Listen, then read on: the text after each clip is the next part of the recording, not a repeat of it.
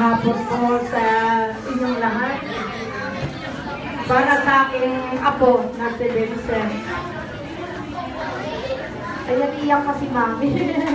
Pero may tissue, mami. Sa totoo lang po, ngayon ko lang po nakita yung apo ko. Talaga, kahit po yung talagang napakalakas ng ulan sa Aliaga, pinipilit po namin makarating.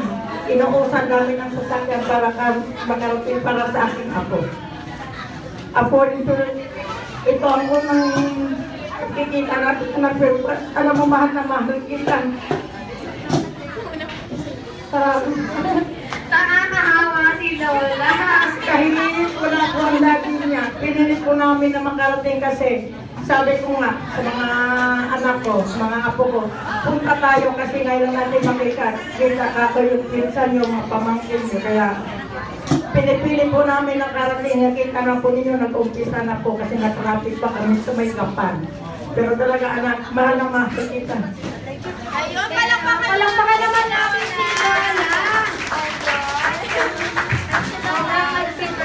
Palakpakan niyo si Lola. Yung totoo kasi kagabi pa akong iiyak kasi naganda ko yung luha ko.